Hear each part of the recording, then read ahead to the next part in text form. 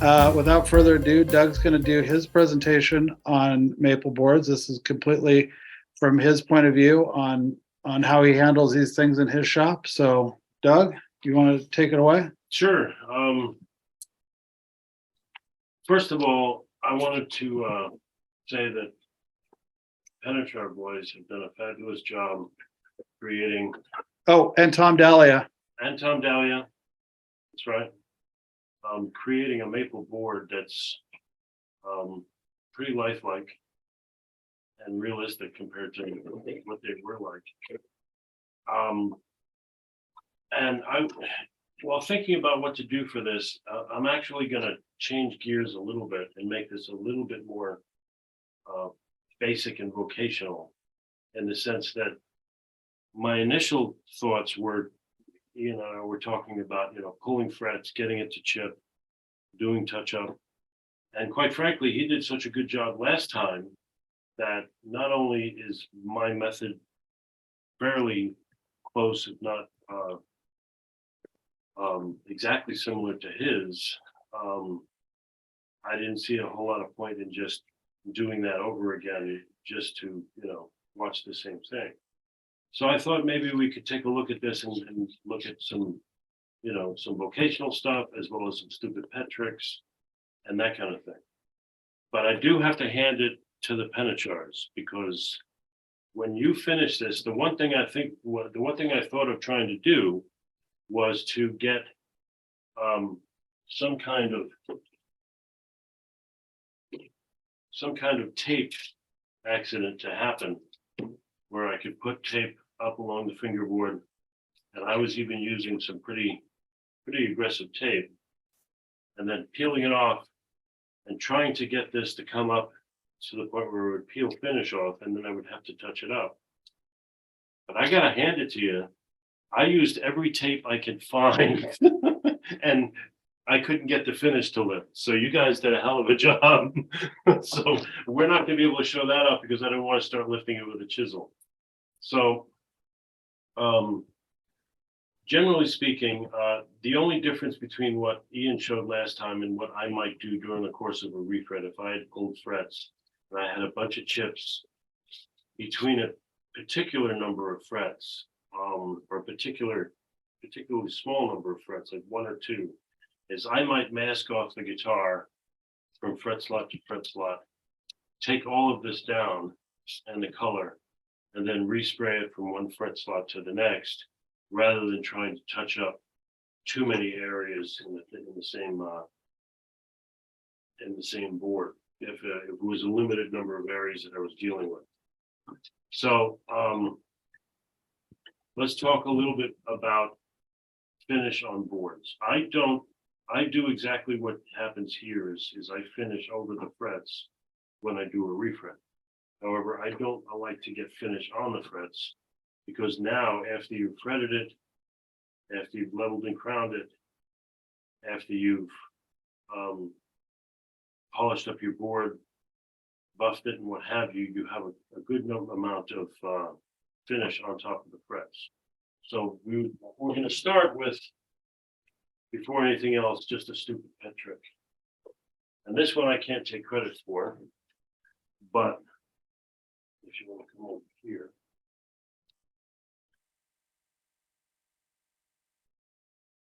This one is something I'm borrowing from Matt Dickey's place.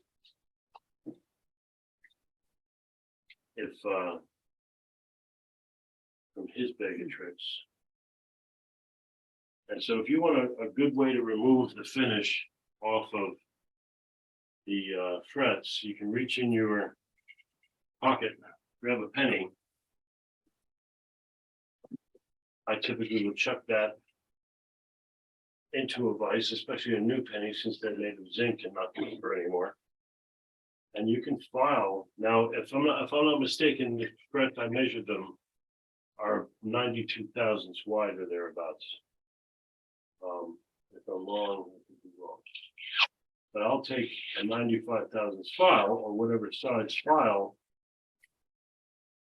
the frets are, chuck it in a little vise,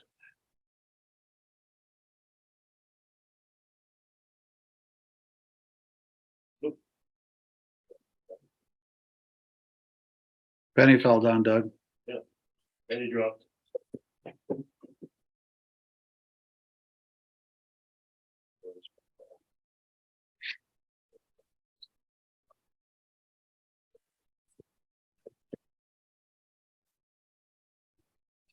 So I will get.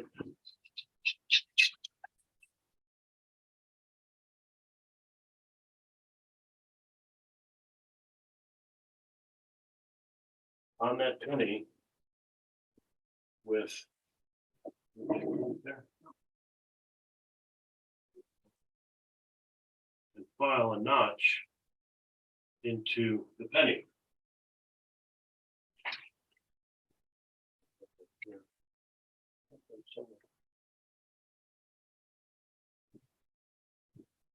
That filing of a notch leaves a burr. I can't see this. Leaves a burr on the outside of my cut. Then I'll take that over to my fret, and it'll act. If I lock in my board, it'll act as a scraper, just pulling that finish pretty cleanly off the fret. If I don't file too deeply into this, into the penny, I can do this without it touching the board.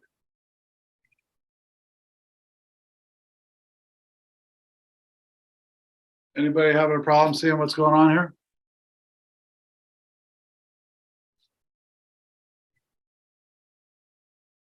And that removes most of the finish off each fret.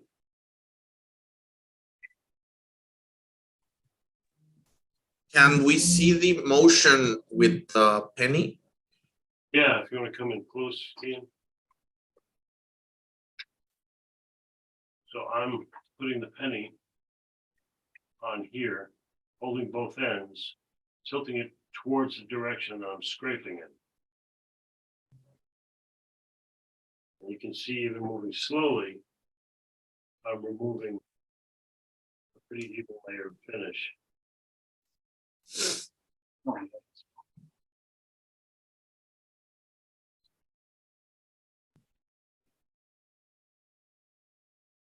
You can look away from me. But I saw a Matt post about this a few months back. I was very jazzed because it's a great trick. And like I said, if you don't file too deeply, you never really go down to the board. Okay. You know, so that's being able to do that. It removes it pretty fast, pretty clean. If it starts to dull at all, you can quickly check up your penny and get a groove going again.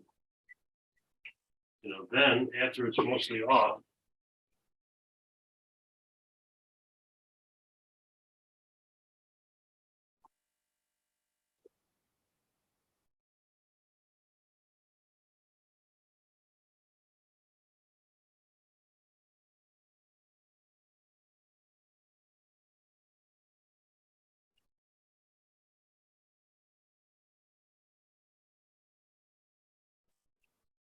Hey, Doug, just so you know, defacing currency is a federal crime.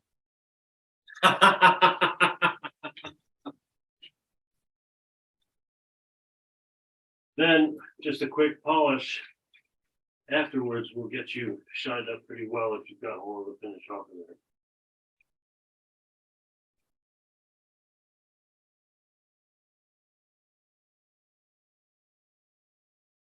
So this is something you would use mostly for if you had put finish over your.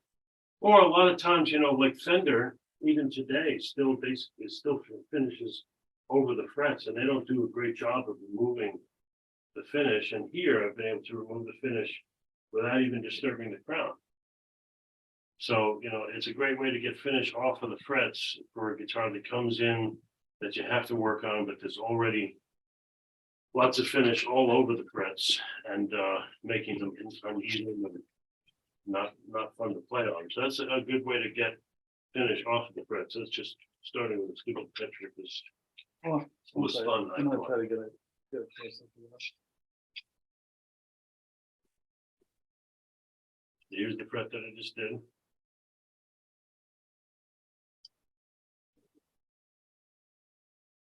Here's the fret to finish on.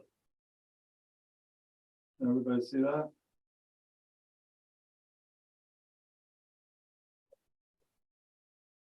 Oh, Never mind. All right, so that's part one. That was just a quickie to have fun with. Before we come back to the maple board and stuff, I want to talk about when I finish a board, I finish over the frets very much like was done here, but I don't want to do a whole lot of work after the fretwork has been done to try to have to remove finish from the frets. Some people finish over the board first and then leave the leveling crowning till after, figuring that all of that material will come off when they're leveling crowning. That's okay, but you get fresh finish on there and I'd rather not fool with it. So what I do, and if you want to go over here.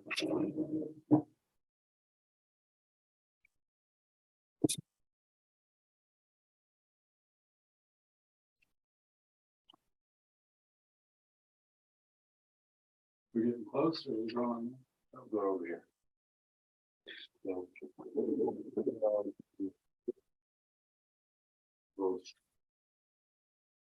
this. And then if you want to look at that. And this.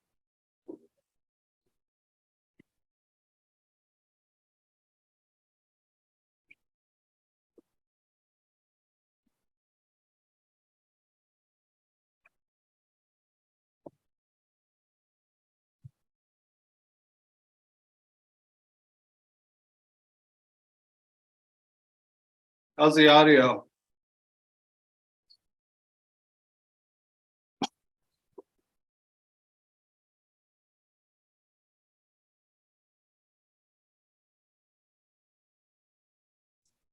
It wouldn't hurt if you can turn on the volume a little bit more. Please, thank you. So here is a neck that was recently threaded.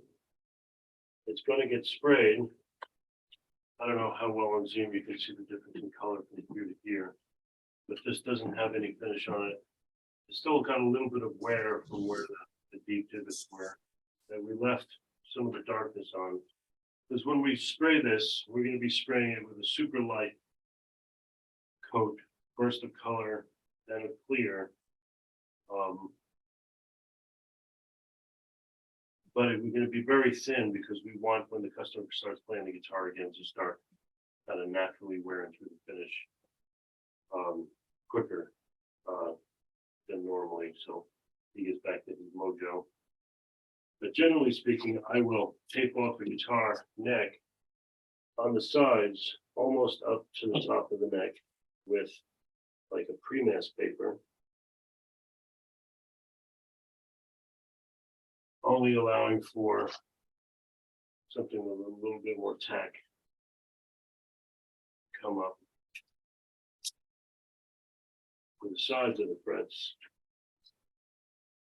right up next to the fingertip, right to the bottom of the frets. Now we'll do the whole guitar because we're doing this for demonstration. Did you call that pre-mask tape? Pre-mask tape. This is the Transrite. That's over here. Transrite Ultra. Hold on, go ahead and throw it back over there. Or throw it over to my phone. There we go. Your phone. Or Either one. That's fine, we got it. Stu Mac does sell this. For years, I was buying it from, trying to remember the name of the company. I buy it, now I can buy it from Stu Max. I bought it for years in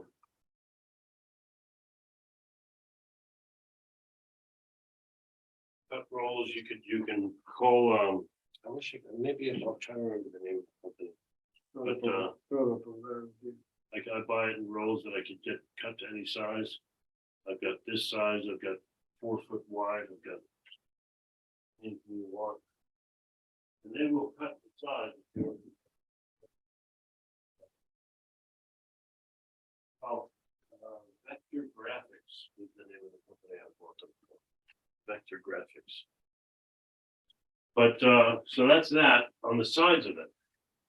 Now to tape off the frets so that I don't have to do a lot of peeling of finish off the frets, because that's still labor intensive.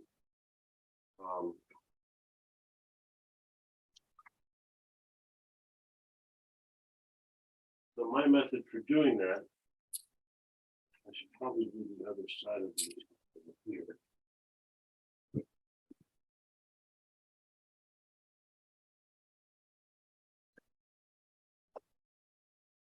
Just so that we can see both sides being done.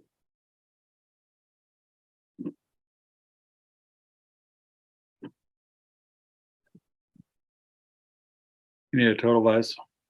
Yeah, I need a total. So here again, I'll go about a 1/16 of an inch shy of the bottom of the fingerboard with my transfer right. I'm doing this for real for finishing. I might just for good measure put another piece back here that'll hold them together and keep it from peeling up. Putting the tape on the sides here. I'm gonna go, and normally I would be doing this with the nut already in the guitar.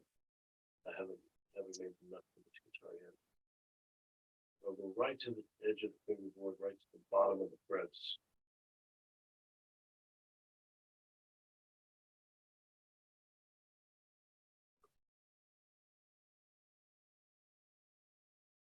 Trace it all the way.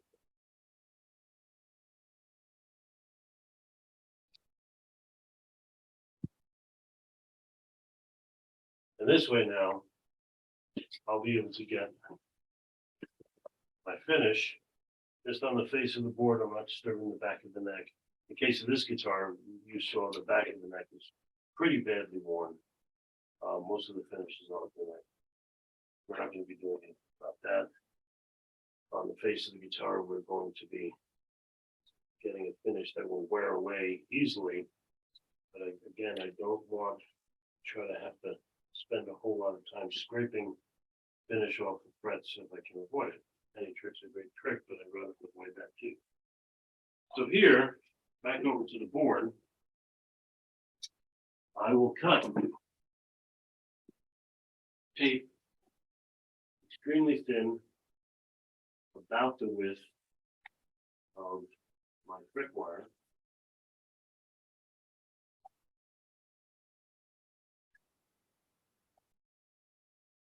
Sometimes I miss and cut it too thin. Sometimes I miss, cut it too thick. I don't know if you have to move it close.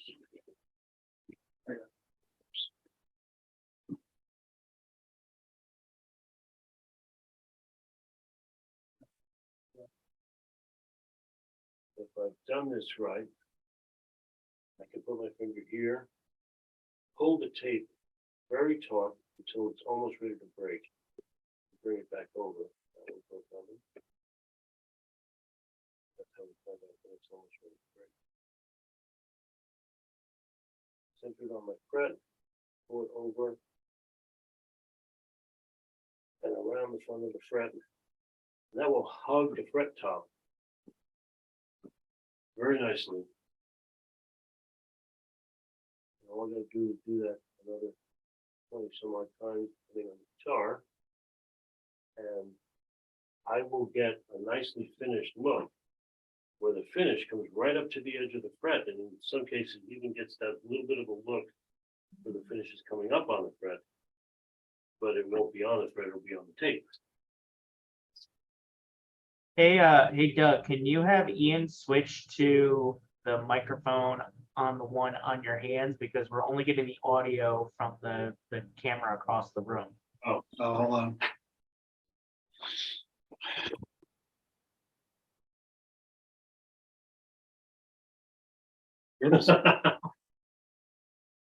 my finish, my touch-up is single person sized. How are we doing now? Perfect. Is that Much better? better. Is that better? Yeah. No, it's still. Much better.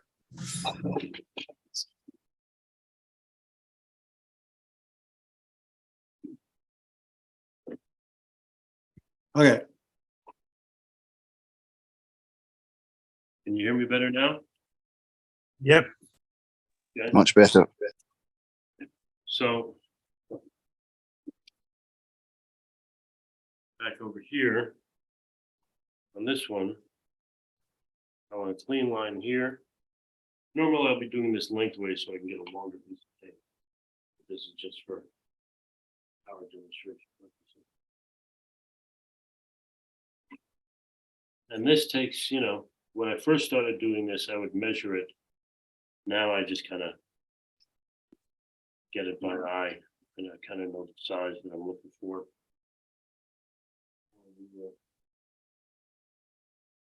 Put it around the back of the car, pull, to stretch. Breakage happens.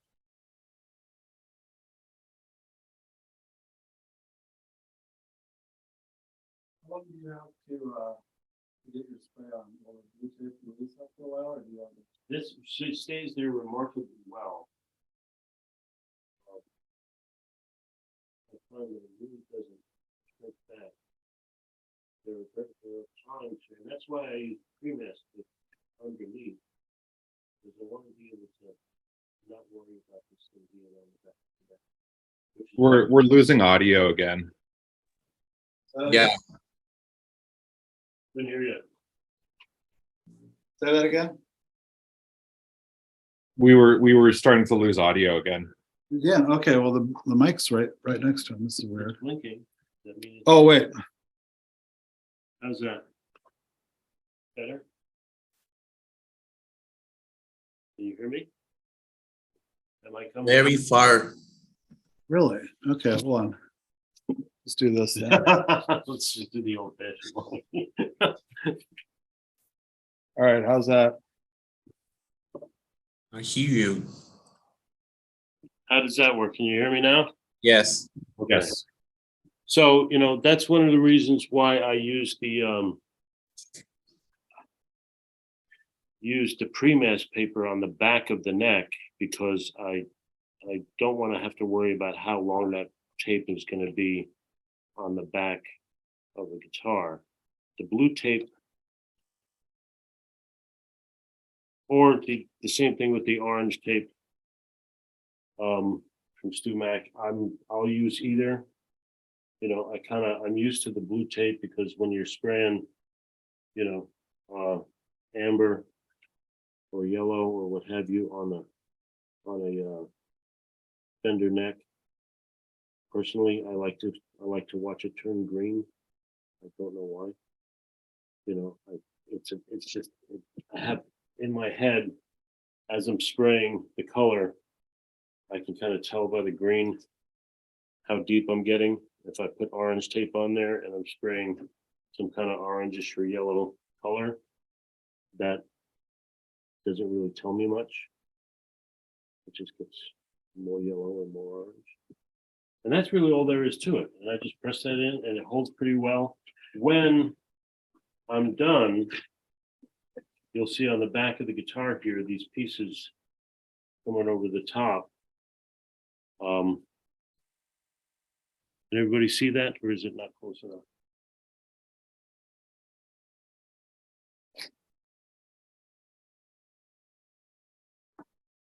You can see the little pieces of tape coming over the top. Yep. In order to keep those from and kind of flipping up on me, I'll come back after I'm done with everything and just seal those down. And that keeps them down.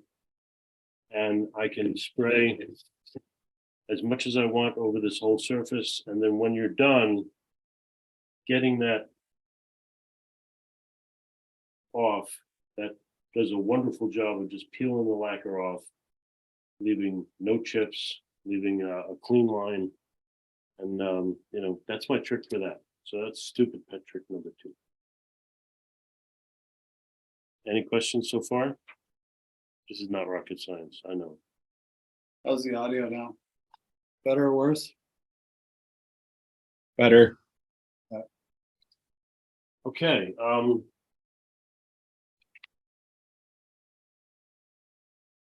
let's talk about touch up. We're going to talk about it a little bit on the maple block that we have, the maple board we have, but I want to talk about it kind of in general. Everybody knows me, knows that I'm an all of the above touch up person.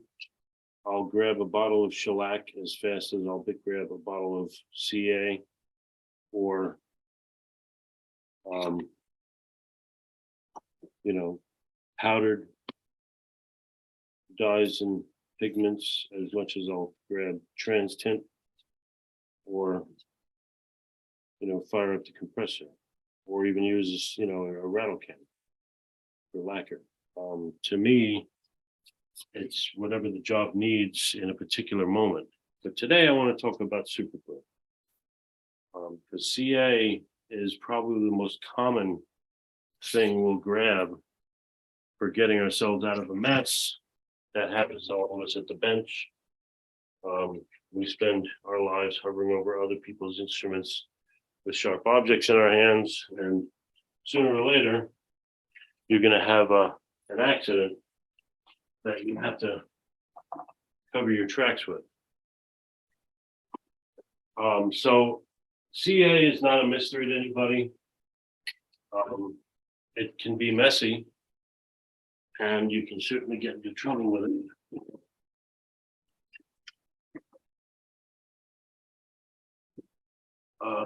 We're going to be over here for a period of time. Well,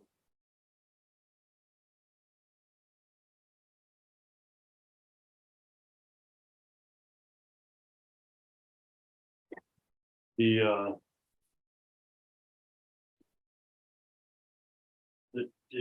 two things I'm going to talk about hand in hand are not only, you know, your CAs, but what you work them with. Because to me, that's the key to having a good touch-up, a trouble-free experience with dealing with a touch-up, whether it's, you know, chasing after a scratch or a ding, whether it be on a fingerboard or, yeah, we can move that neck out the way.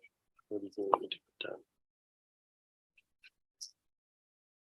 Oh, it's all right. Is that right? I just need to put this flat so the mic wasn't too weird.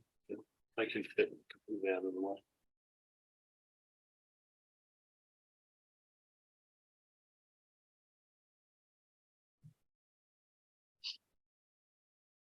So to me, like I said, dealing with CA is not just a matter of getting it on, it's a matter of what you do with it when it's on there. So whether you're dealing with a ding and a fingerboard, back of a neck that, you know, you may have had an accident with, not that they ever happen, but I've been, you know, contacted by lots of different people over the course of the last couple of years, especially since we came out of a cave and joined Instagram, of, you know, people who would reach out and say, can you help me with this? I got into trouble by doing XXX, whatever it is.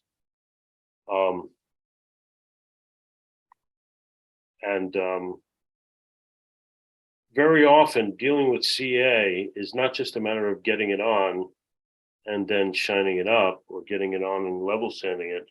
A lot of times for me, it's what you use in order to do a particular area of the guitar or a particular type of repair. We could be talking about the sides of a neck on a maple fingerboard perhaps that we'll be looking at.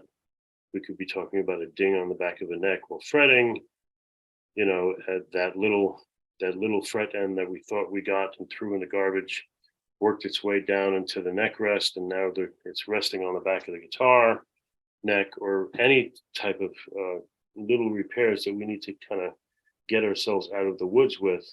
CA is a great option, not only for getting it quick and getting it done and getting back to the job, but it's pretty versatile for most circumstances.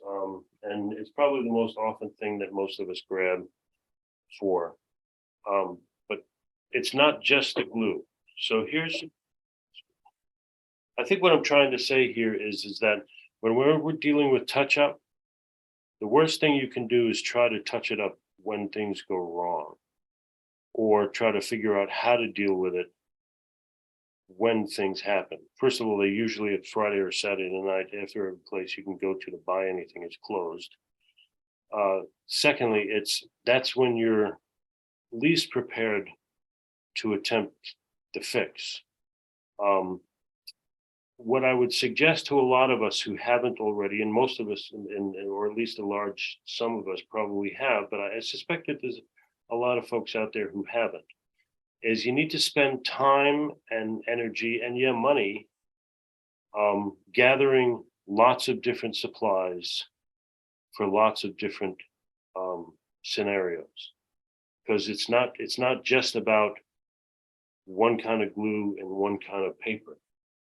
Hang on just a second.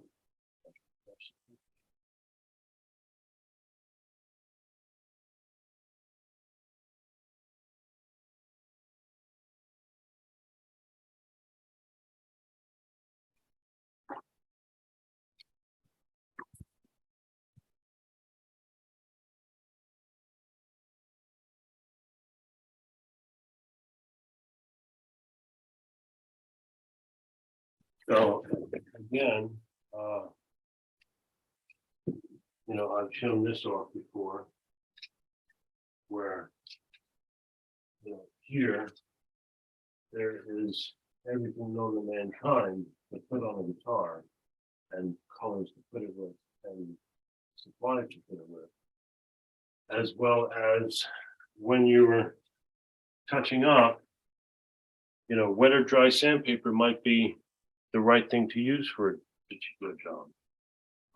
Micro mesh might be a better thing to use for a particular job.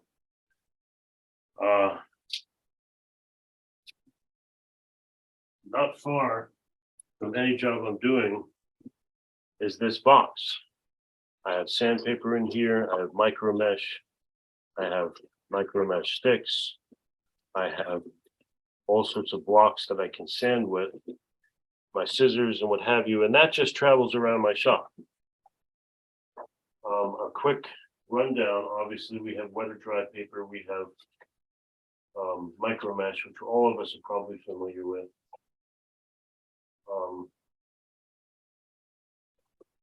When I'm sanding out a repair,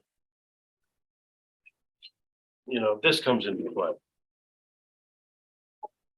You want to, now some of the things we don't have to buy, some of the things we can just gather and make. Here's a block that I've been using for 25 years. It's a block with a piece of felt that I have to keep regluing to the front of it. That is my soft, medium soft, because this is a hard piece of felt, backing for whatever sanding I'm using. Here's a squishy piece of very soft piece of foam. Here's a little bit denser piece of foam. Here's a really hard block of, I think it's Babinga, that I've used forever, that I can wrap paper around, cut it to my size, wrap it around, and sand whatever it is I need to sand, holding the paper. That will give me a different cut than this. Certainly give me a different cut than this. And during the course of a single job, I might use several different densities of a backing block. The harder the block that you use to cut, the more aggressive your sandpaper will cut. The softer you use to back your sandpaper, the less aggressive it will cut. And so sometimes if you're sanding away with a hard block, you're going to wind up going through areas you don't want to. You need to back off and use a softer block. That am I making sense so far? To me, you are. Okay.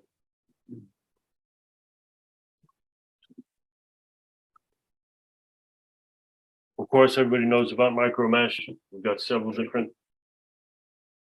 grits from 1,500 all the way up to about 12,000. Those are great for some scenarios, but you need to use them wet. This, of course, is the little Kovacs kit from Stu Mac, hole cut. Kovacs, I think it's called, yeah, Kovacs. And that starts at about 800 grit. I don't know if, has anybody seen these? Anybody out there using these? I have. I used them until they were all gone, and then I was too cheap to replace them. They're fantastic. I use them all the time. They're good. They the kit, they have these little that they cut into squares that fit right on the block. So that's the whole idea behind the kit. If you're too cheap to buy the replacements, which I am to a degree, I also like to use them with different density foam blocks. This is something that is wonderful when it comes to finish, touch-up, and touch-up work. This is, I use it for fret work, I use it for finish work. This is micro finishing film, which is exactly what the Kovacs stuff is. So if you don't want to buy the expensive Kovacs stuff, you can buy this stuff. It comes as PSA backed, which stands for pressure sensitive adhesive. You can cut it to any size you want. The grits, and I had a chart of grits over here. The grits start here. This is the PSA. You can also buy it non-PSA, which means there's no adhesive backing to it. For finish work, I love the PSA because you can cut a piece to any size you want. So if I have a block that I'm using about that size, I can cut it to the size I want, right to there, and it'll stick to it. And I can go through a successive set of grits. Just like the Kovacs paper, it starts at a certain grit and works its way up. The reason why I like micro finishing film is I can start at 120 grit and work my way up here, 120 grit, which is 100 micron, and work my way up 80, 60, 40, 30, 12, 9, 3. And with microns, the smaller the micron, the finer the paper. So for example, a 60 micron grit will be 250 grit. 12 micron is 1200 grit. And this will work its way all the way up to 60,000 grit if I want, which is virtually a polished finish. And that's all in PSA backed. You can use this stuff dry without having to wet sand, which is great for fingerboards. If we're talking about maple fingerboards, you want to sand it between your fret slots on a maple fingerboard to shine it up before you go to the buffer. You can go all the way up to 60,000 grit and barely need to buff before you're, shining up your fingerboard, which is also great because you're not developing much heat on your fingerboard, which can mess with your fretwork. And I love this stuff for finishing work because we can use it dry without having to get a fingerboard area wet. You get that wrinkled finish up against the fret slots and what have you. This is where I buy my micro finishing film from, a place called Taylor Toolworks. Many of us probably know where that is or who they are. The only thing that's the drag about it is they're not labeled. You have to know the colors of what your grips are. So here, you know, this one at blue, which is this one here, that's 60 micron at 250 grit. And if I'm looking to get rid of like deep scratches or something like that, I might start there, and then you work your way up. 40 micron is the green, 600 grit, et cetera, et cetera, et cetera. But that's that they send you this chart with every time you buy a packet of micro finishing film.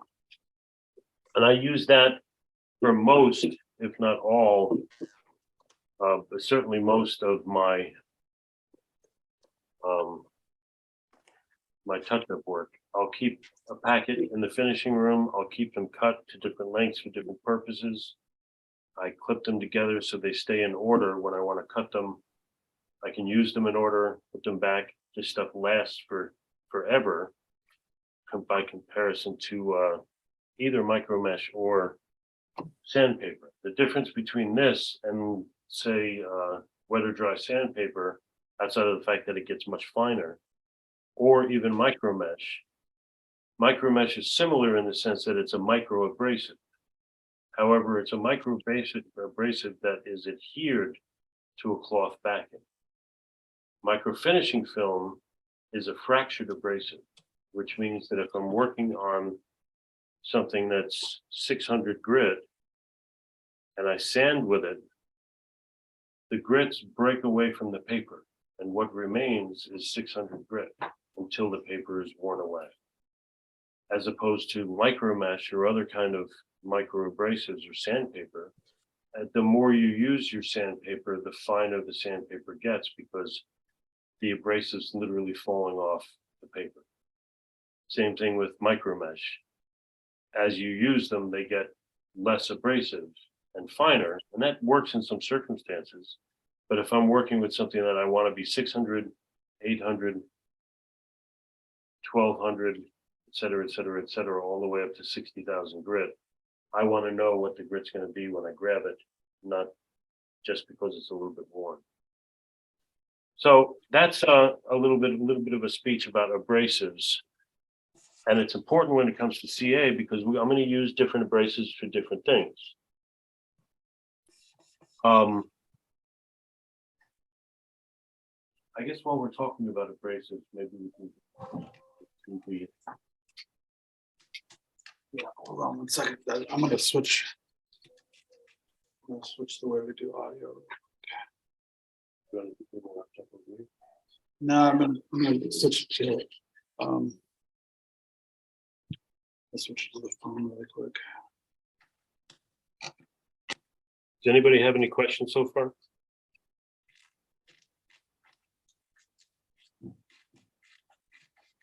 Recording in progress.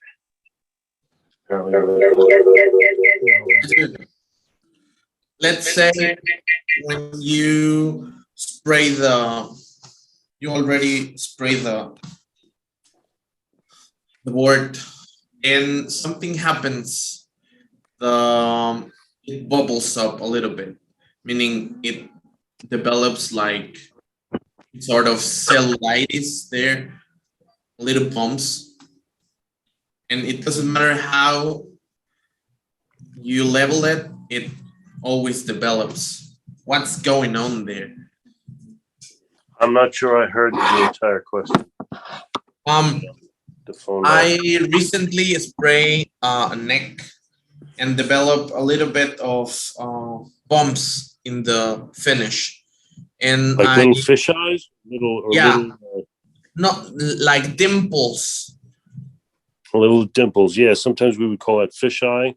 That Okay. can usually happen because you've got some particulate on the surface that the finish isn't adhering to. Sometimes you can, yeah.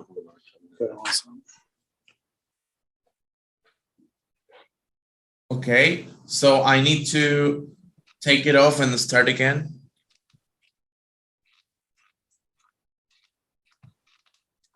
What were you,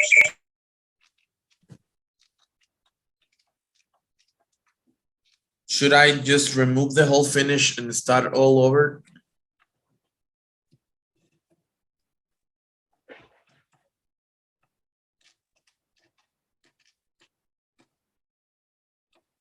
I can hear you.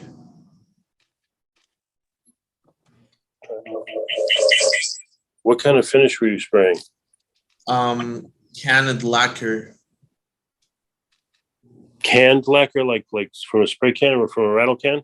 Yeah, from rattle can, yes. Was it nitro or was it acrylic?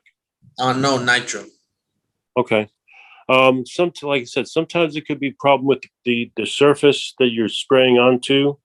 If you're doing it out of a can, sometimes you get fish eyes because there's little, these little air bubbles that get trapped that want to come up. Okay. Do you warm the can at all? I find that if you're dealing with a rattle can, that warming the rattle can works particularly well to help flow out and help stop a lot of that. Yes, you warmed the can before. Once that kind of thing starts, it's kind of difficult to back your way out of it without sanding most of the material off. I'll let me see if I have a picture. Because I don't have the neck anymore. Hey, Mike, let's get through the thing that Doug has prepared. Yeah. Let's go. No, don't. We'll get on that at the end. Okay, so let's say that this was a board that was sprayed, which it obviously was. But let's say I'm in the process of sanding it level and getting it sanded in between the frets, since we're talking about abrasives. Here, I'm going to go back to my cutting board, which I guess I'll put over here. Let's move the microphone so it's not in the way.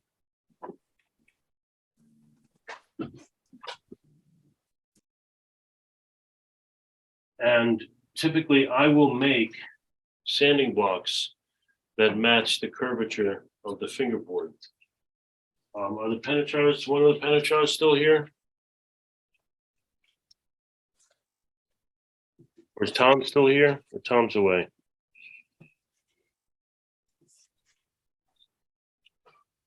Sean's there in spirit. In spirit, okay. So my measurements told me that this was a 9.5 inch radius on the board. 10 seemed a little bit too tight, too flat. 7.25, it's not. So my take on what it was a 9.25. In our shop, I make blocks that are different thicknesses. This one's about 1/4 of an inch. We got about 3/16, then we got 1/8 blocks for my abrasives. So if I want something to back my abrasive with, these are 2 inches or so wide. I will take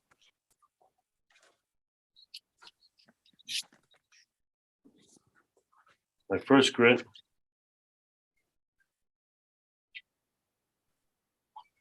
and I'll do this prep work beforehand. I'll cut it.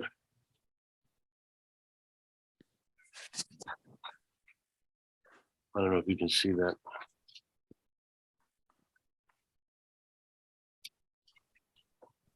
I'm going to come to the other side.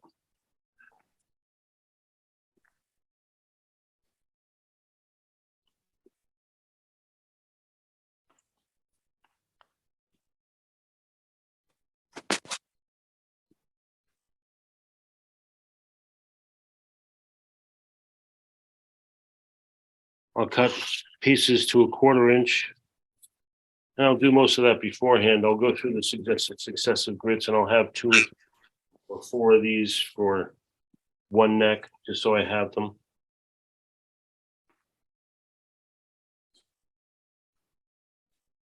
It has, a peel off back to it. And I'll cut them 1/4 inch, 3/16, or 1/8, depending on what I need for which block I would be using. And of course, with the maple board, the farther you go up the neck, the thinner your block's going to get for space in between. But if I have a block that is shaped to my fingerboard with my micro finishing film, then I can just work my way back and forth right up to the fret along the board.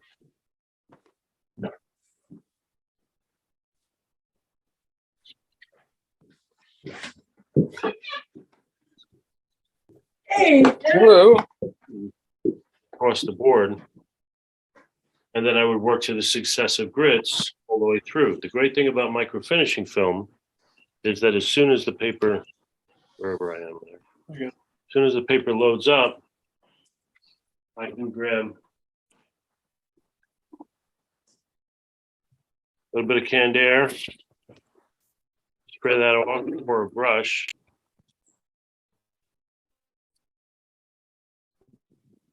Free off the material and just keep going because it's the same grit after it's been fractured away. And work my way out the successive grits. I go from here, then I would go to the, 600, 800 to 1200, all the way up to 12,000 to get a level finish that's virtually close to being shiny that then I can take over to the buffer and buff afterwards. But that's another nice trick for you to use. Make yourself some radius calls for sanding that match the curvature of your fingerboard in different widths. Because as you get to a much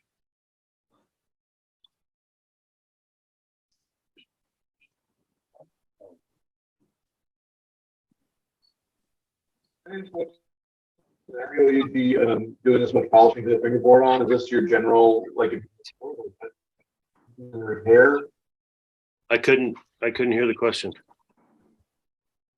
Are you doing this much polishing on? That's every board you're working on? Oh, it's a board that I'll be working on for if I'm putting a finish on and I want to level sand in between the frets. Or if I'm doing a touch up where I need to wipe on some finish and then level sand in between. And of course, up here, where we'll be dealing with a super tight area to sand, I can get in with a much thinner piece with micro abrasive on it and have plenty of room to sand level in between the frets that way. You know what I'm saying? It's just a nice way to get in between the frets. And since I'm dealing with micro finishing film instead of wet or dry paper and having to sand wet just to keep the paper from loading up, I won't get all of that wrinkling as I'm up close to the frets. I can get deeply up to the right up to the edge of the board here, right up to the edge of the fret, and get a nice scratch pattern all the way across, from the paper that would be on here that I just took off. Can you speak a little bit more about frets getting squirrely under a heat load from buffing? Well, the thing that I find is that, a lot of times I don't use glue in my fret slots. We went through that when we did the Fretorama thing. I'm pretty conscientious about making sure that the fret slot size matches the fret, not only the fret slot wall, but if you look here, this is get this with the fret in. I don't know if this is going to show up on the Zoom camera, but you can see that there's no gap underneath those frets. I cut the fret slot depth to match whatever tang I'm using, or vice versa. I'll size my choice of wire depending on the depth of tang that I'm going for, or vice versa. I'll size the slot for the tang, so I'm not dealing with a lot of slot. However, metal, when it gets heated, reacts to that change in temperature. If you've glued your frets in, as you buff it on the wheel, those frets get super hot. And that'll mess with your level every time. So after you've done all of this work leveling the board, and then after you've done leveling the board, you've crowned your frets, you've done your fret ends, you've done all of that stuff, you've had your, you know, your fret leveler, your little straight edge thing that you're checking all the way up the fingerboard, you get to the entire thing. Now you blow finish on the thing. You go and clean it up and you go to sand it. And then if you spend too much time on a buffing wheel, buffing your frets against your buffing wheel, all of that heat is going to wind up messing with how well seated your frets are. Temperature, if you next time you're buffing some metal on just on a buffing wheel, or quite frankly, even where's that fret guard? Oh, here we go. Even if I'm just taking a polishing stick, and if I sand to polish up the fret,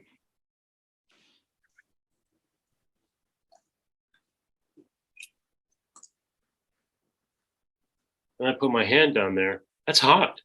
I can feel it. I can feel the temperature of that.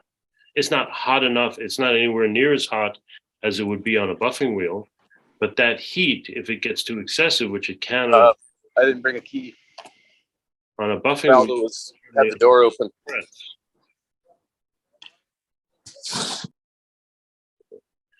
So that's what in terms of you asked that question? Yeah. Okay. But did I answer your question about the other thing with who was that who asked the question? Paul? I can't hear you. I'm sorry. Did I finish your question? Did I answer that satisfactorily? You might type it in the chat while we're having a hard time with your mic. You might have a compressor on in the background Okay. or something. Well, he is muted too. Yep, we're good. All right. So that's making radius sanding blocks to fit in between your frets. That with micro finishing film does a wonderful job of dressing up your fingerboard. So now, Hey, Doug. yeah, So on some of those thinner radius calls, do you ever have an issue with that PSA back stuff sticking? no, I don't. It's the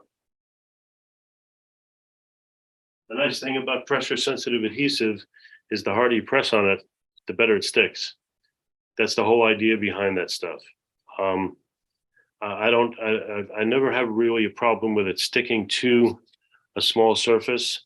What I might do in the case of something like this, something that's really small, if I press it on and I'm not getting it square on there, I'll take the opposite radius and just press it against there, which you already have because you have a neck, so you can just press it against there and hold it. But I've never had a problem with stuff coming off. It's pretty tenacious stuff. Sweet. So now let's talk about the glue part of all of that.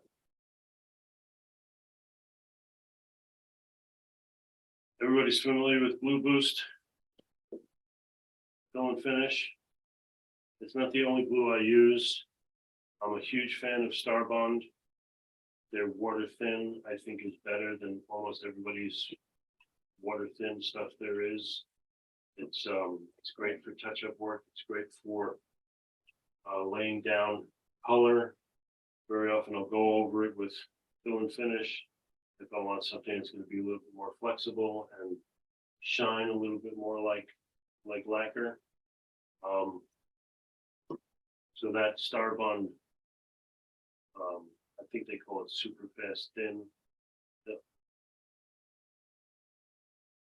is a great glue. Also go to Starbond and get this It's dynamite. We'll look at this in a little bit, but that's white super glue. It beats everybody else's tinted white super glue hands down as far as I'm concerned. I got this one on June 20th. Feel good. Yeah, and it's still good. They last about a year if you stick them in the fridge, sometimes more.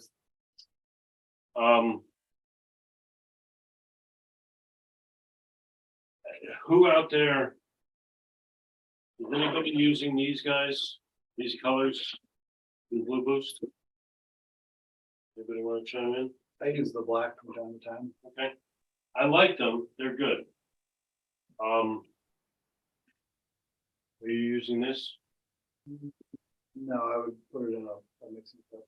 Yeah, this is awful. This is the worst way to mix glue.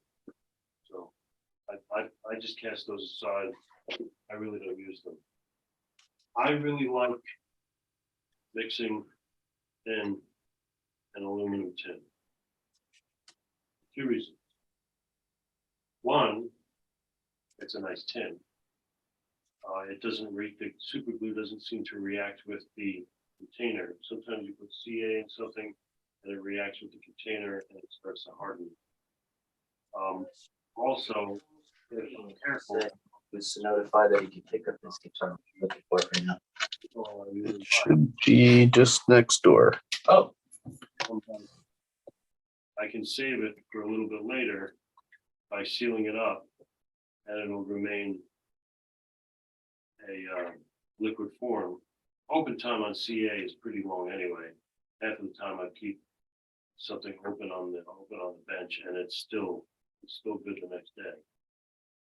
But I like to mix in those because it gives me a cup to mix within. I don't like mixing on the pallets because you get a little bit too concentrated that way. We're going to start with this one.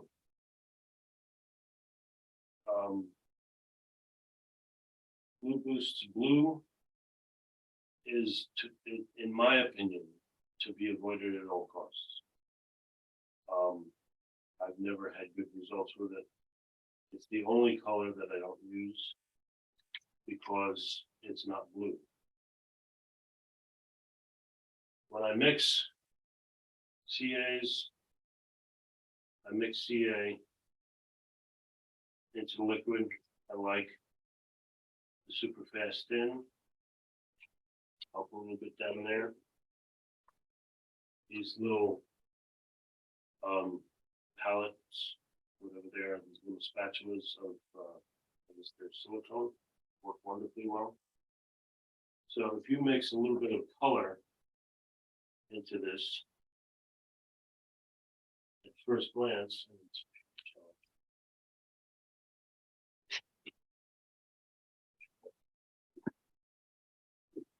Here's on the front.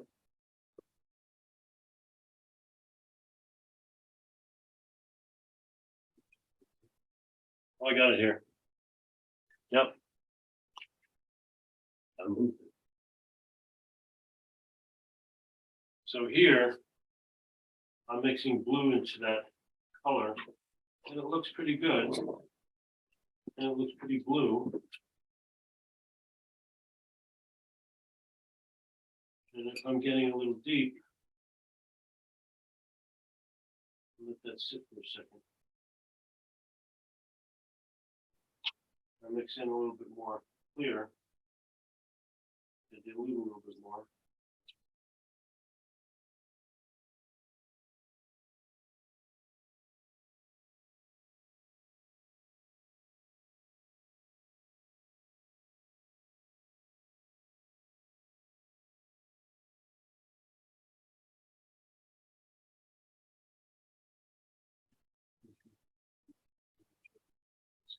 Big blue one.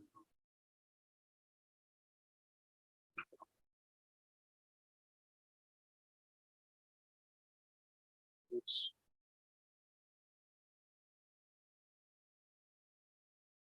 I'll let that sit for a few minutes while we look at some other colors.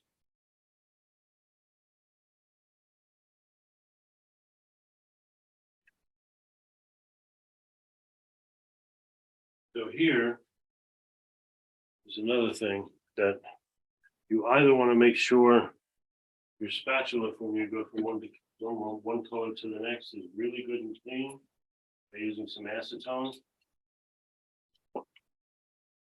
on there.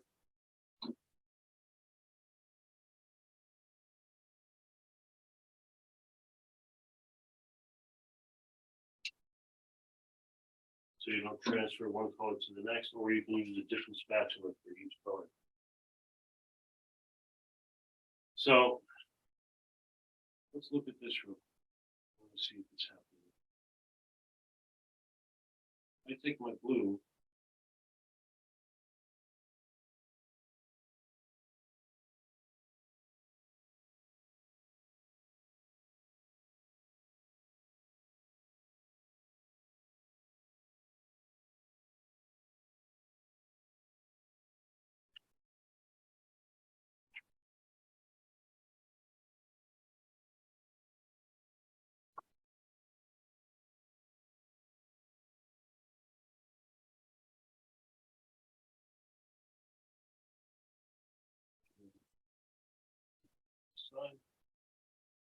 All right, I'm gonna grab another tin. We'll look at some other colors while that's doing what it's gonna do. If I wanna touch up, say, a maple fingerboard like we've been talking about, I'm gonna start, I always start with blue in the bottom of the container first. I can put a little over here. So the glue boost powders work with the Star bottom. Blue Boost powders will work with any super glue, period. I like Star Bond particularly because I really like their watery thin. Because it it gives me a nice, I find fill and finish to be a little bit thick to try to wipe on something with color. Yeah. But let's start with yellow. That's going to be our base.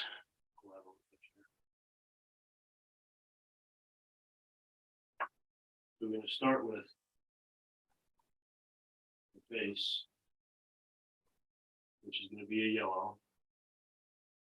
But I only use that much, just a touch. Up it in there. Start with it.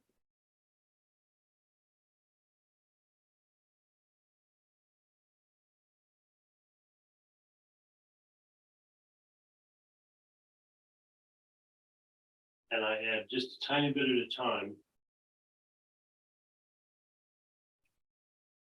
start to get some kind of color. Very quickly, you come to a point where it doesn't dissolve anymore. And that's kind of where I stop. I let those kernels dissolve first. I don't try to force them. I just let them sit for a minute or two, and they will dissolve. I don't want any flake of a particular color in my image.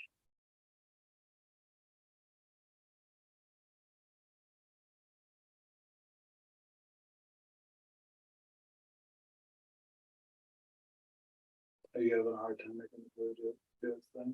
Oh, it will. It always does. It just sometimes it takes a little longer.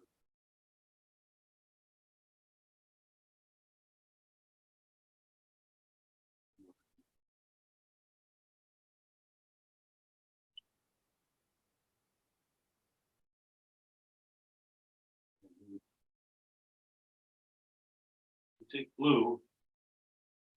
Everybody see what's happening there?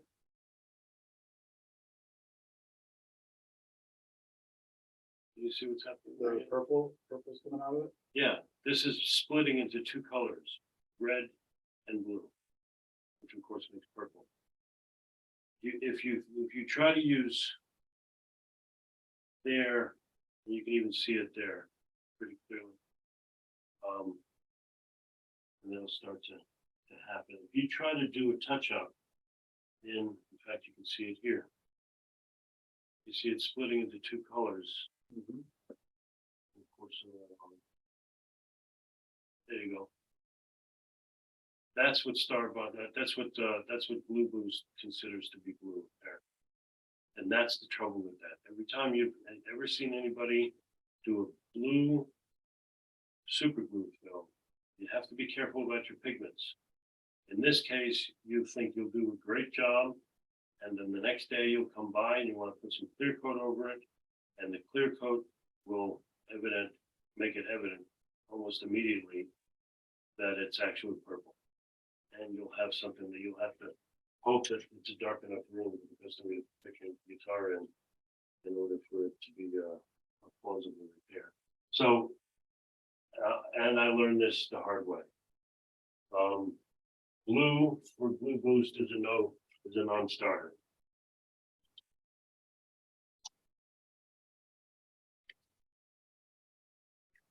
Back to our yellow. Of course, we know that fender necks are just yellow, which they're not.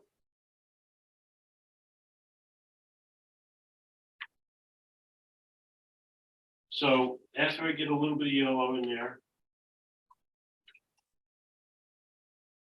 I'm going to start mixing some colors. I'm going to take the amber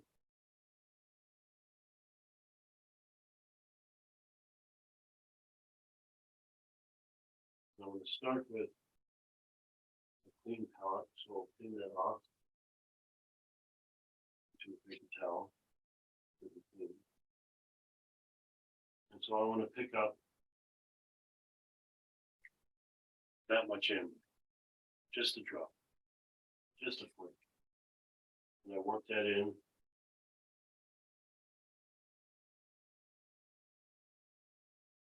That goes down the yellow a bit.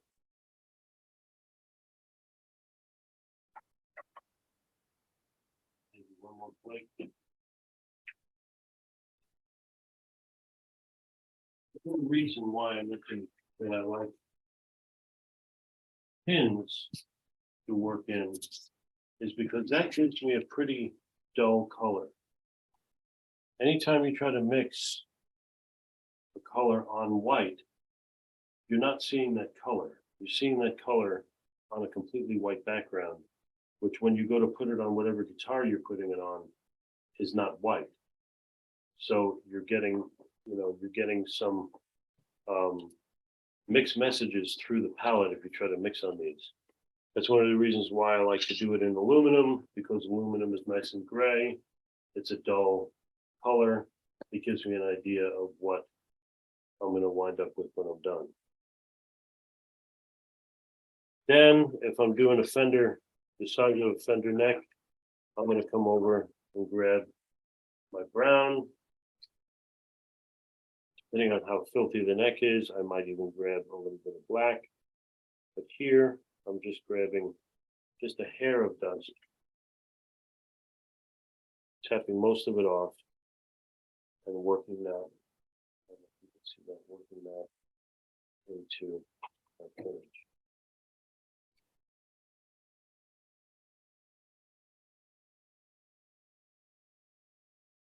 Now, this takes a lot of experimentation to decide, how much brown, how much amber, how much yellow. Practice on scrap, that's the word of the day. But that's now where I'll be happy starting with. If we come back over here,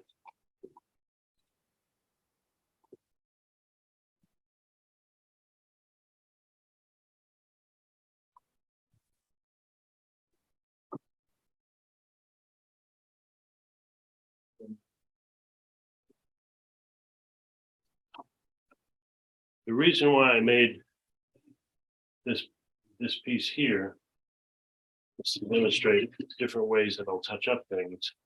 When I'm touching up the sides of a neck, let's say we, had to take care of the fret sprout. You filed your frets flush with the side of the board. You crown the frets. The first thing you're going to wind up sacrificing, if you're going to get a really smooth feel to the side of the frets, is the finish on the side of a neck. Nobody wants to hand a guitar back to a customer saying, well, the frets are now smooth,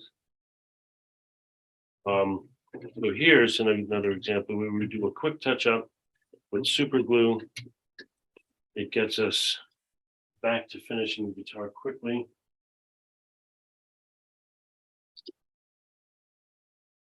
My favorite applicator is Q-tips. I just keep a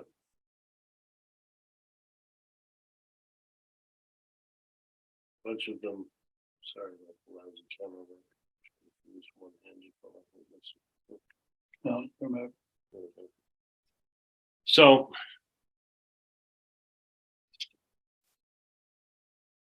here, I'll normally get a guitar into sideways position with a little bit of a tilt towards me, either on the bench, jigged up on its side, or in my case, mostly in a total vise.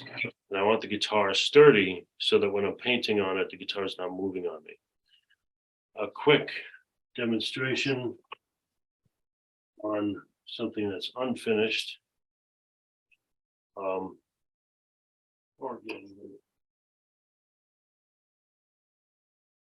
something that has a finish on it. When I'm putting CA from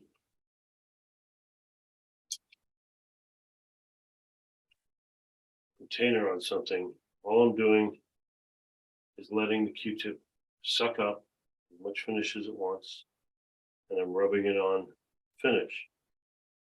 Now there, what we just saw was hardly any change because it's a pretty deep amber.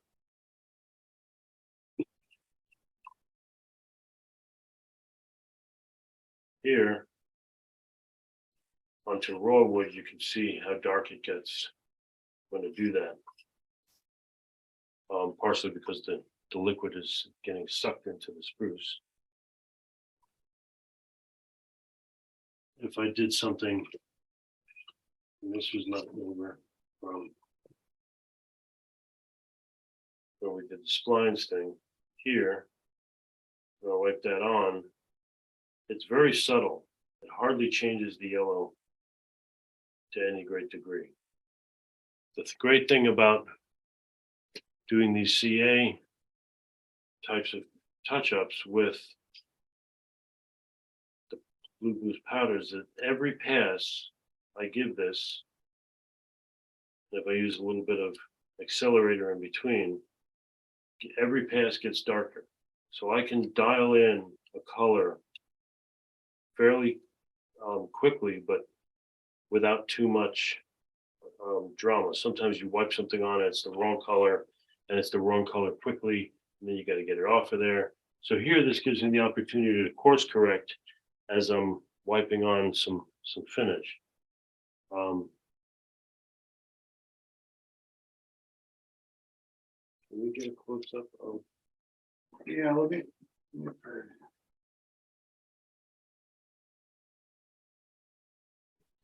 I think the white balance on yours is.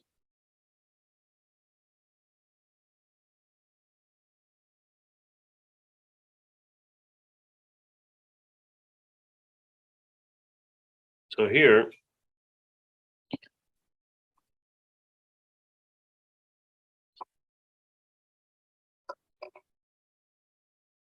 I'm just going to wipe on the CA.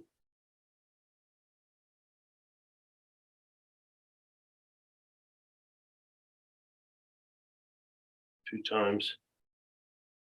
Then let it sit for a second. I like what I'm seeing. In this case, it changed color a tiny bit. Lock it in with some accelerator. That's the Glue Boost dry stuff.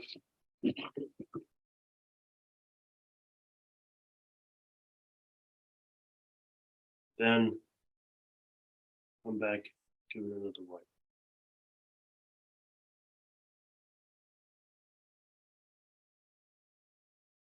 The accelerator will activate the super glue as I'm putting it on. They very often harden what's on the Q-tip at the same time. So here, I can start to decide how I'm doing in terms of my color mix. Am I too yellow? Am I too brown? Am I not brown enough? Do I need more amber in there, which would be a little bit more orange? But it's starting to melt in a little bit. It's starting to get closer to the color. So in this case, I think I want a little bit more brown.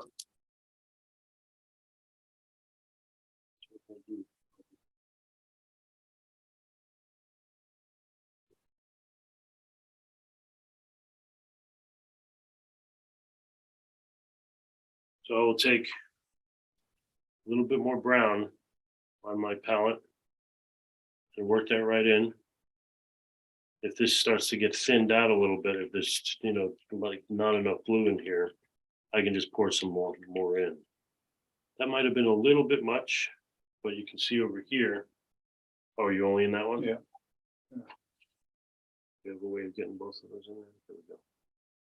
So that's starting to look a little bit deep. It's not as deep as it seems, because when you're wiping it on, it's very, very microscopically thin.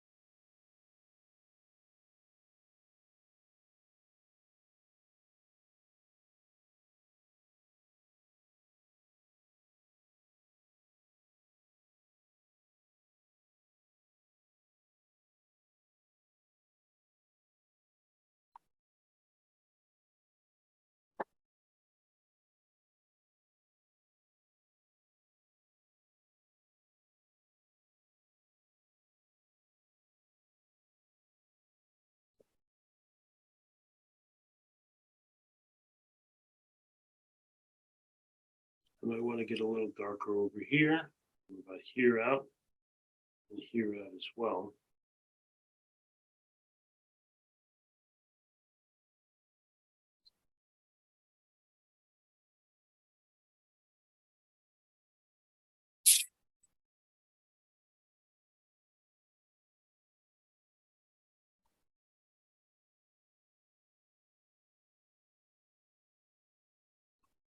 You're doing a little more color.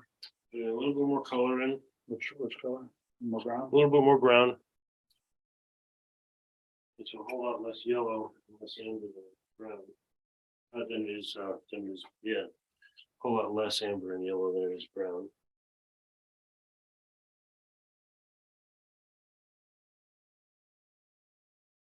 There we go. That's looking. That's getting some wow. Would you ever tape off for this, or is this a no tape? thing? No, no tape.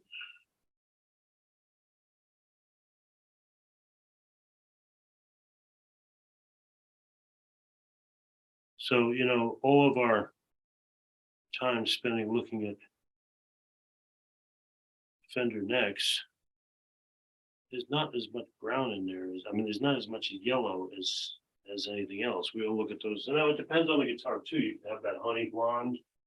That's a little bit more yellow and a little bit more amber. But in the case of what I'm seeing here, this is mostly brown to me. Very light brown. Yeah, in terms of the color. Nash Guitars likes the yellow neck. Yes. And then once I'm kind of satisfied with where I'm at, I can lock in.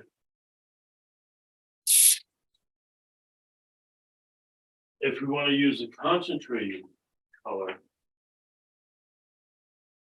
just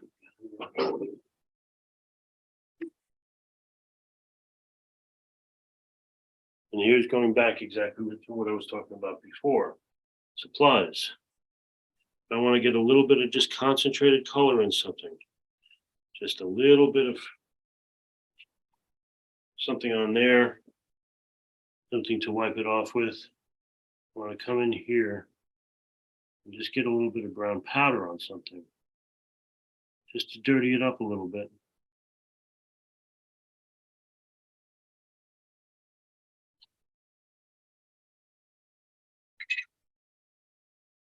So,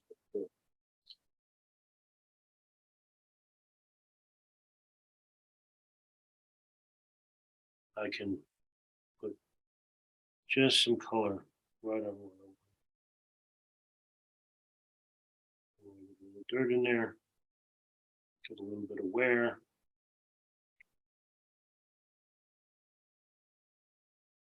Now at this point, I'm pretty much out of color in the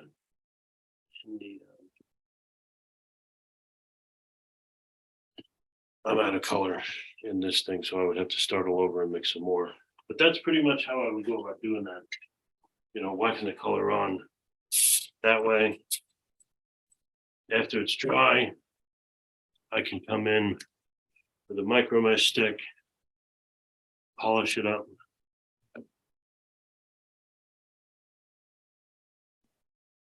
Get it up to the 12,000 grit. You know, put a little bit of compound on there to polish it up, and we would have a fairly convincing touch up.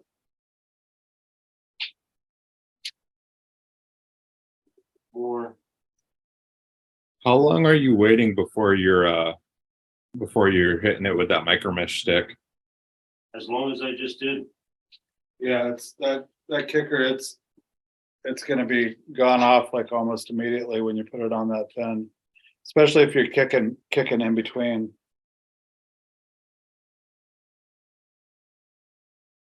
Here I took some straight brown, and I'm going to come in here and give a few strokes, stroke, to darken a few areas that I want to darken.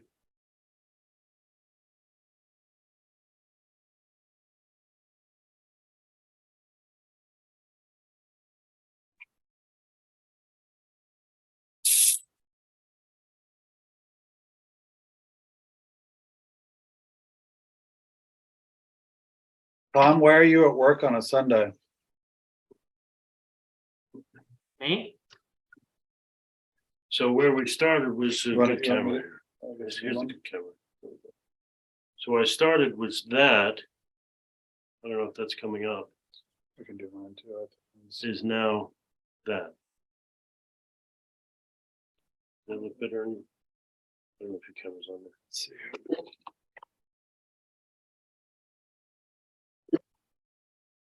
So where we started from, which is there, is now there. You got a little bit of reflection from the light. But Yeah. You know, so yeah, you can see tilt, it's yeah, tilt it that way. yeah, You get that reflection off of there. Mhm. And show the other side again. So this is what we started with, raw wood from having cut fret ends. And this is where we end with.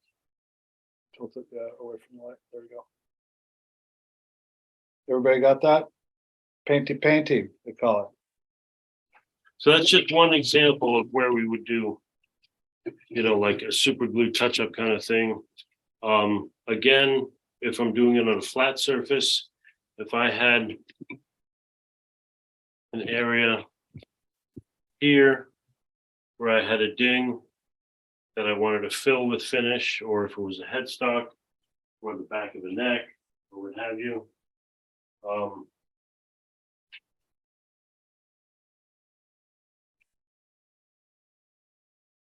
You know, then I would be dealing with doing a drop fill, sanding, scraping, either using these or razor blades.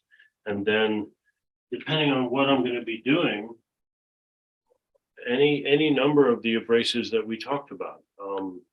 I'm a huge fan of the micro finishing film, especially for small touch-ups. I can change the backing on them to get whatever I want in terms of hardness. You know, so say if I had a ding here that I was filling, having a having micro finishing film where I can cut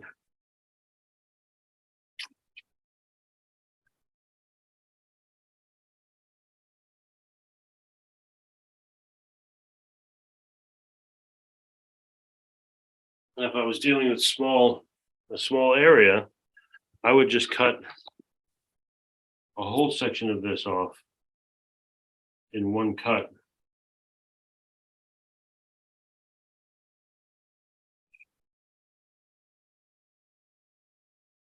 I would cut it and then have all of my grits already in order that I could use dry if I was doing a small touch up there. I would grab an appropriate size block for what I needed. It might be something as simple as this that I need to sand here. And I can start with either cutting the PSA so that it sticks, and I could cut it right to my block. I could use the non-PSA, which I also use, and that is easy enough to wrap around your call and then sand that way.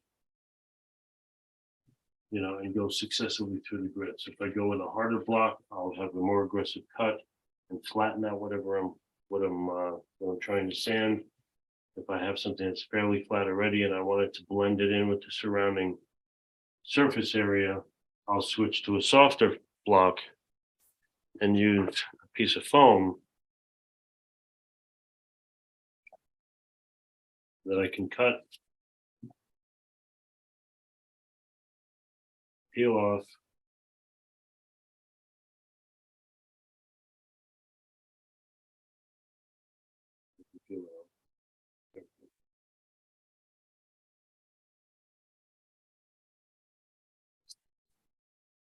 and sand out my ding that I'm leveling and go up in successive grits, and that will get a really fine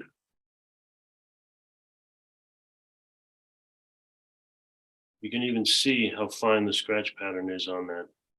You know, that will I'll be able to go up through the successive grits and get whatever touch up I'm doing, whether it's filling a ding or a scratch or a gouge or what have you. And just keep working them up. Another nice trick is if you use blocks that are squares, you can put one grit here, one grit here, one grit here, and one grit here, and then just work from one side to the other side, to the next, and to the next, without having to stop and change sandpaper on your. And like I said, this stuff, if it looks loaded,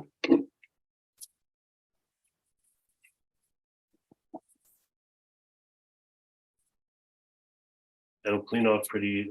I'm not even in the camera. That'll clean off pretty easy for me to be able to reuse it, and it's still whatever grit I was working with. I can stick it back to the foam and continue to sand onto the next grit if I wanted to, or if it was just a ding, I can continue to work on that spot, then go to the successive grits. So that's my story, and I'm sticking to it.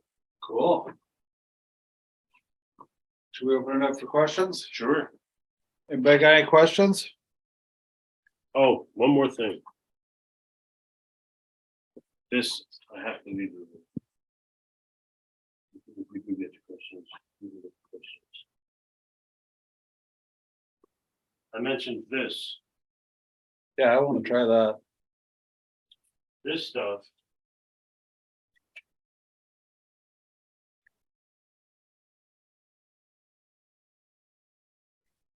Is it opaque? It's pretty opaque.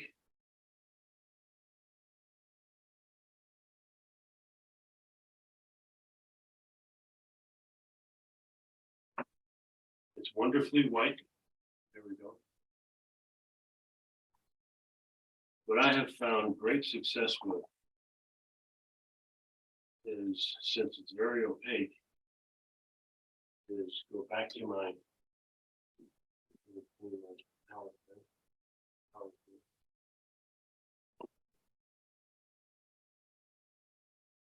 if I'm doing binding repairs, so I've got to fill a chip in binding, if somebody accidentally cuts through the fret slots on a piece of binding while you're threading. Or I have one in the shop now where somebody threaded through the binding and I have to touch it up, and I don't want to replace the binding on the neck. If I want to try to see if I can mask it, or if you have some flaking of the binding and only in certain areas. If I'm careful about mixing my colors, a little bit of yellow.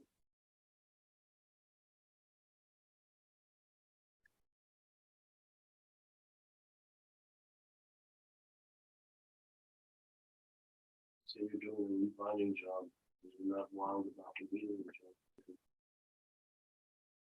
And you go, oh God, everything worked out great except for that little gap that we had.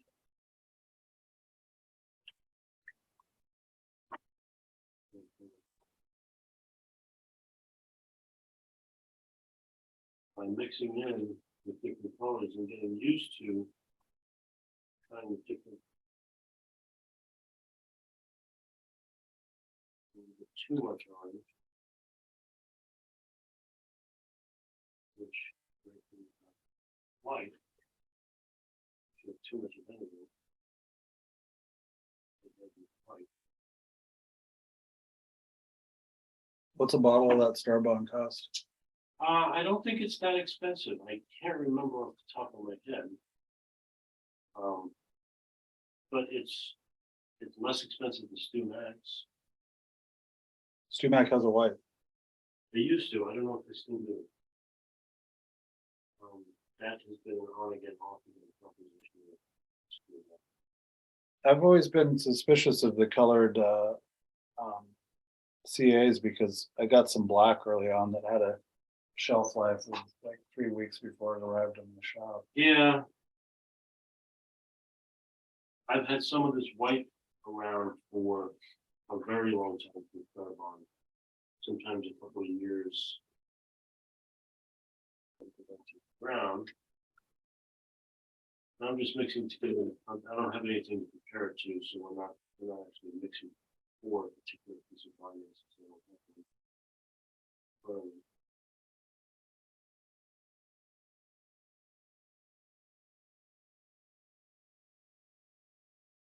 Where does one find those little spatulas? They come with a lot of the Glue Boost stuff. They're a Glue Boost product. You can buy a bag of them, of just the spatulas, when you're getting this Glue Boost stuff.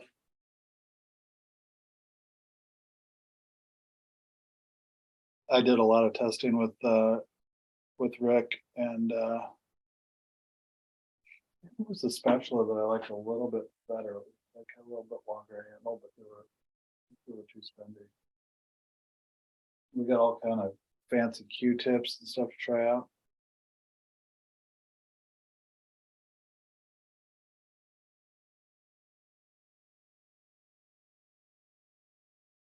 Well, while Doug is mixing, does anybody have any questions?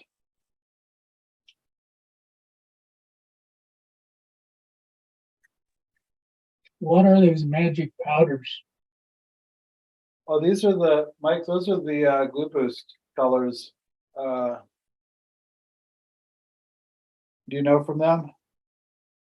Okay. Glue Boost has these things that they call them master tints. Okay. You don't have to be a master to use it. Oh, good thing. I mean, even Tom could use them if he wanted.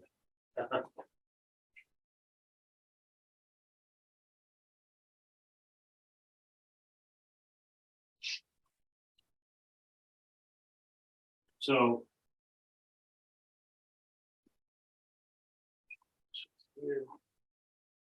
I then take what I've got, mix it into straight white.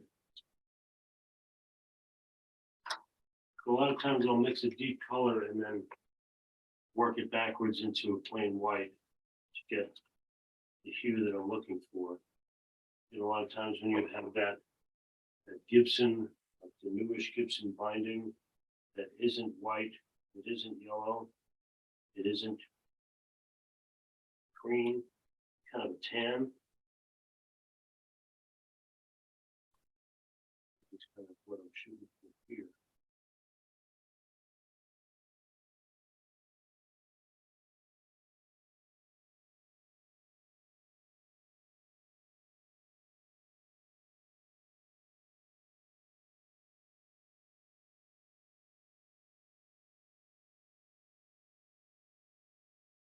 You can very easily, I'm just really impressed with that open time on that glue. oh, and this will, I've kept this when I've done binding jobs. I've kept this open on the bench for days and still grabbed for it in little spots that I'm trying to touch up. So I can get as deep, as rich as I want. You know, with, okay, There we go. you know, as I want. If I wanted a little bit yellow, a little bit amber, depending on the target I'm dealing with. A lot of times, you know, I'll put the, I'll get the binding to match closely first, then I'll put the color on top of the binding. If I can get like those old Gibson guitars that have a super yellow binding. But if I want a tiny bit of yellow, I don't know if it's gonna fit through on the Zoom. If I want a tiny bit of yellow in there, I can get a nice, That's pretty nice. so that when it dries will look exactly like that. I can even put it on something and hit it with some accelerator. And to me, that's what I call, you know, liquid binding. And it's a great bonding repair, and it's a CA thing. It gets it done quick. If I just take this palette here and I just glob some on.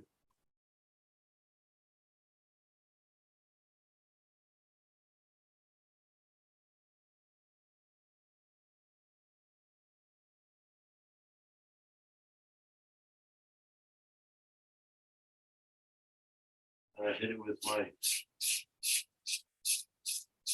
accelerator. That's That's it. Cool. it's opaque. It's not dry yet. Oh, there was a problem on it. So that's another, you know, super glue trick you can do. And that gives you, you know, a pretty deep, opaque look. A lot of times when we're doing bonding repairs where we have a cutout or a chip or something like that that we're trying to fill, that old trick of using binding and acetone, like taking a piece of binding and then melting it in acetone, only results in binding that you can see through. Which is always a drag to me because it's a lot of work. You know, whereas this, I can pretty much dial in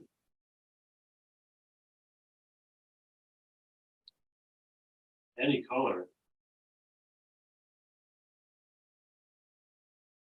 Hey, Carl had a question. Yeah. About Q-tips. I think I'm gonna answer this one because Andy had a hard time with this.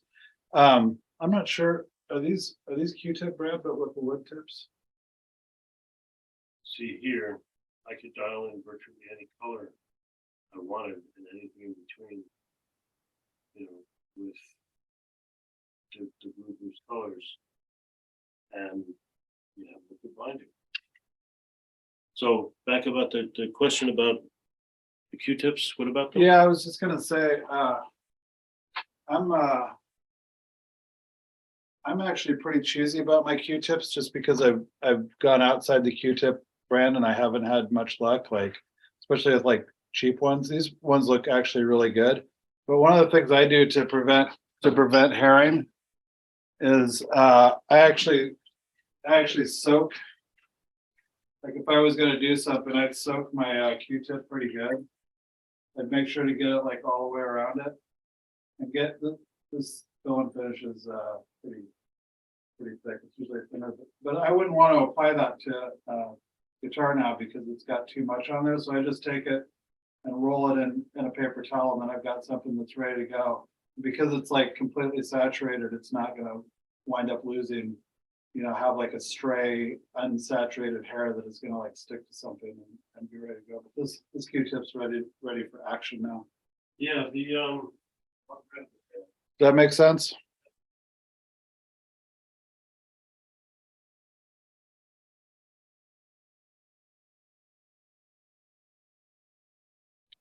I'm also kind of hooked on using the fiber style Q-tip, just the regular Q-tip brand Q-tips for my own mixing stuff. Just I've gotten used to it. So yeah, this is the brand of Q-tip I'm using. It's the cheapest stuff I could find, so it's not premium stuff. This is a company called McKesson, which is a medical supply company that we order stuff from. And it's just, it's just like you saw.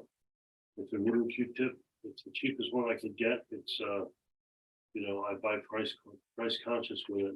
And I've never had an issue with it outside of if I'm working with my accelerator too hot and I'm rubbing too slow, you wind up having to pick a lot of the white stuff off the guitar if you're not working fast enough. But yeah, that's another reason why I really dig Starbond too, because it's super thin. What Ian had just done about, having that saturate. I don't know if it goes through on Zoom. there you go. Having that saturate your Q-tip. I also, like I said, I also do fairly often. If I'm wiping super glue on something, I'll always put it in a dish. And then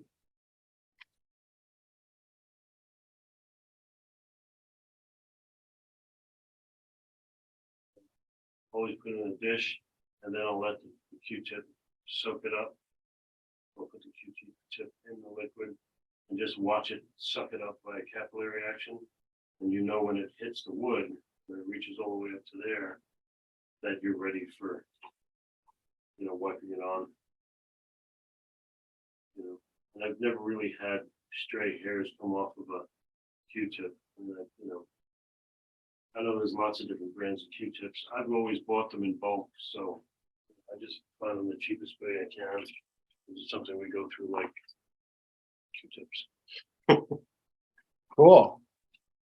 Well, anybody have any other questions? I'm gonna end it there if nobody has anything else. Tyler, you slogged it out through the whole thing, buddy. You didn't even mute your camera so that we didn't notice that you'd wandered off. No, he's not listening. He's watching something else. He's Watching- watching something on watching YouTube. Watching the Berenstain Bears. He's watching Robbie O'Brien videos.